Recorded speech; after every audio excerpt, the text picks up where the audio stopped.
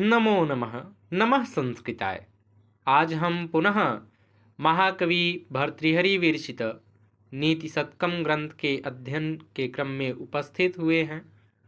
अभी तक हमने नीति शतकम ग्रंथ के मूर्ख पद्धति का अध्ययन कर लिया है। इस कक्षा में हम विद्वत पद्धति का अध्ययन प्रारंभ करते हैं। विद्वत पद्धति का पहला श्लोक है और यह नीति शतकम का 12वां श्लोक है। यह शार्दूल विक्रीडित छंद में है। शास्त्रोपस्कृत शब्द सुंदर गिरह शिष्य प्रदेयागमा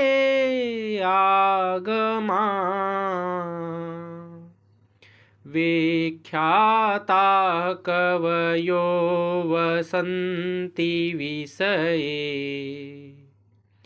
यस्य प्रभोर्निर्धनाः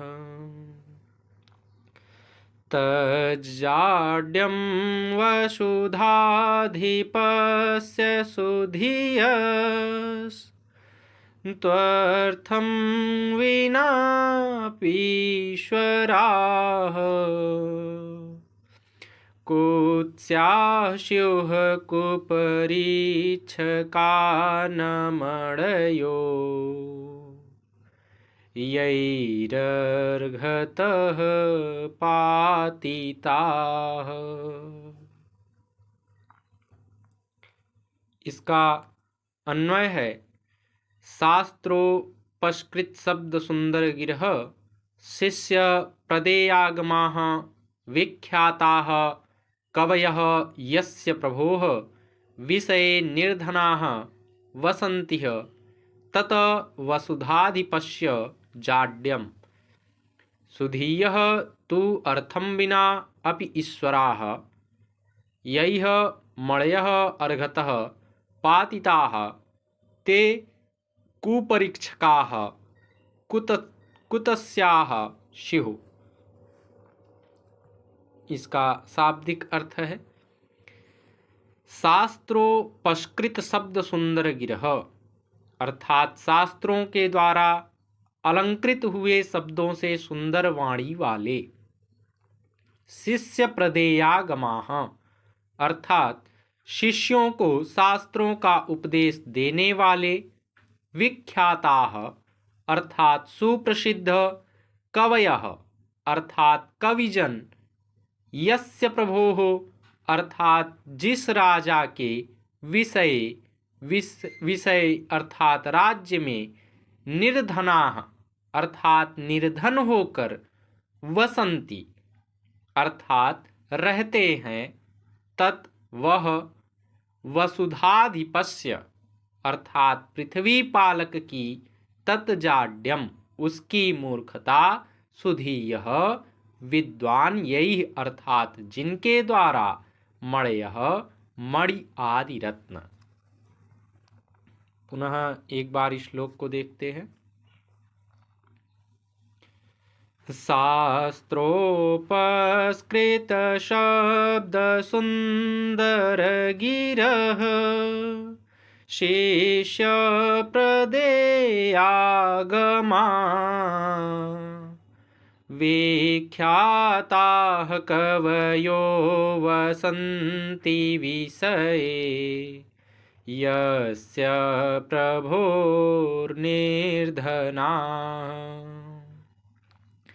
तज्जाड्यं वसुधाधिपस्य सुधयस् त्वर्थं विनापीश्वराः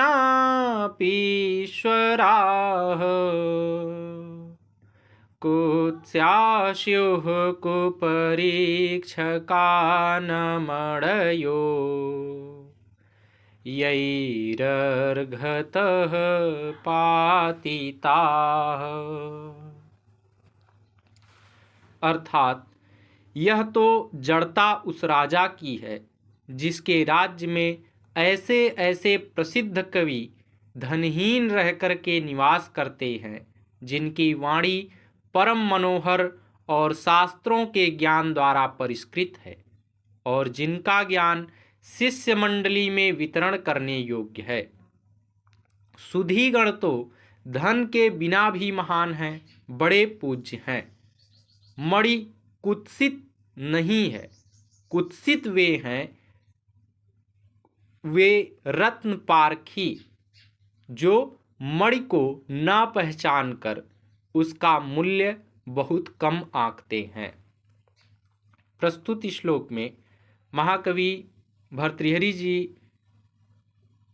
विद्वत पद्धति का प्रारंभ करते हुए कहते हैं कि जिस राजा के शासन काल में विद्वान निर्धनता पूर्वक जीवन व्यतीत करे उस राजा को मूर्ख समझना चाहिए।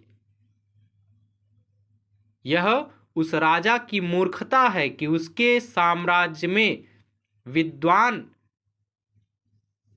व्यक्ति निर्धनता पूर्वक रहता है, क्योंकि एक मणि जो होती है वह कभी भी खराब नहीं होती। खराब होता है मणि को परखने वाला व्यक्ति।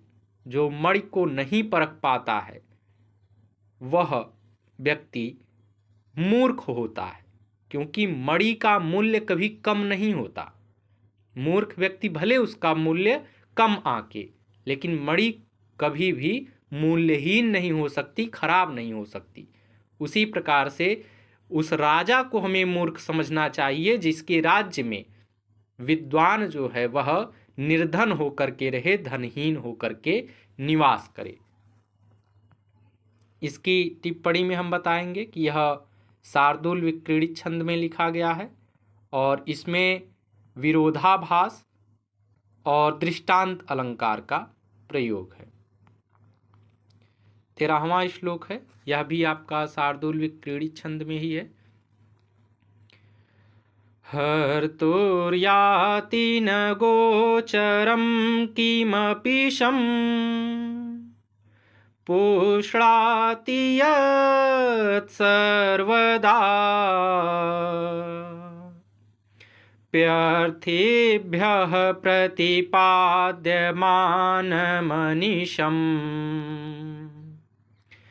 प्रापन्नोति वृद्धिं पराम् कल्पान्तेष्वपि न प्रयाति निधनम् विद्याख्यमन्तर्धनम्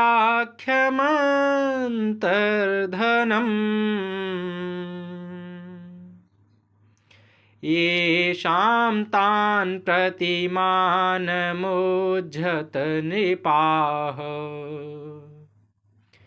कस्तैः सह स्पर्धते। इसका अन्वय है, यत विद्याख्यम धनम हर्तुः गोचरम न याति सर्वदा किम अपि संपुष्णाति। अब अर्थिभ्यः अनिशं प्रतिपाद्यमानं परां वृद्धिं प्राप्नोति कल्पान्तेषु अपि निधनं न प्रयाति तत विद्याख्यम अंतर्धनम येषाम् अस्तितान् प्रति हे नृपाः मानम् उज्झत कः तैः सह स्पर्धते। इसका शाब्दिक अर्थ है, यत अर्थात जो, धनम अर्थात धन, हर्तुः अर्थात चोर के, गोचरम दृष्टिपथ, न याति नहीं जाता, सर्वदा अर्थात हमेशा, शम अर्थात कल्याण, पुष्णाति अर्थात बढ़ाता है, अर्थिभ्यः अर्थात याचकों के लिए, अनिशम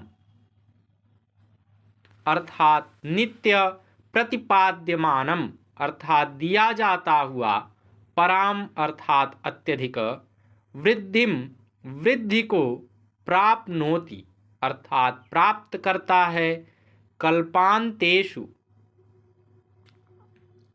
कल्पान्तेषु अपि अर्थात प्रलय काल में भी, निधनम न प्रयाति, अर्थात नाश को प्राप्त नहीं होता है, तैः सह, उनके साथ, स्पर्धते, अर्थात ईर्ष्या करता है। पुनः श्लोक को देखते हैं। हर्तुर्याति न गोचरं किमपि शं पुष्णाति यत्सर्वदा प्यर्थेभ्यः प्रतिपाद्यमानमनिशम् प्राप्नोति वृद्धिं पराम्। कल्पान्तेष्वपि न प्रयाति निधनम् विद्याख्यमन्तर्धनम्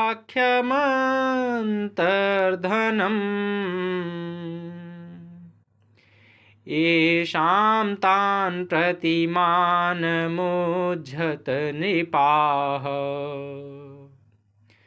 कस्तैः सह स्पर्धते। अर्थात जो गुप्त धन चोरों को नहीं दिख पड़ता, जो सर्वदा सुख की वृद्धि करता है, जो याचकों को देने पर भी सदा बढ़ता रहता है और जो कल्पांत होने पर भी नष्ट नहीं होता, ऐसा विद्याधन हे राजाओं जिन महापुरुषों के पास है उनके प्रति घमंड करना छोड़िए, अर्थात भूल कर भी घमंड ना कीजिए। कौन उनकी बराबरी कर सकता है। प्रस्तुत श्लोक में महाकवि भर्तृहरि जी ने विद्या रूपी धन को सर्वश्रेष्ठ बताते हुए कहा है कि ऐसे महापुरुष जो ज्ञानी हैं उनसे कभी हमें द्वेष नहीं करना चाहिए, ईर्ष्या नहीं करनी चाहिए। और जो राजा लोग अपने धन का घमंड करते हैं उन्हें भूल कर भी अपने धन का घमंड ना करके विद्वानों का सम्मान करना चाहिए, क्योंकि विद्या रूपी धन सर्वश्रेष्ठ धन है। इसलिए हमें कभी भी अपने धन का घमंड ना करके विद्या रूपी धन का सम्मान करना चाहिए, विद्वानों का सम्मान करना चाहिए। इसकी टिप्पणी में हम बताएंगे कि यह शार्दूल क्रीडित छंद में लिखा गया है और इसमें व्यतिरेक अलंकार और विरोधाभास अलंकार का प्रयोग है। 14वां श्लोक है, यह मालिनी छंद में है। अधिगत परमार्थान् पंडितान् मावमंस्थास् तृणमिव लघुलक्ष्मीर् नैव तान् सरुणद्धि अभिनवमदलेखा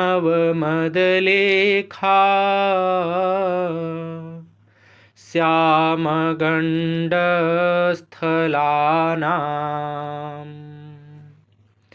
न भवति विसतन्तुर् वारणं वारणानाम्।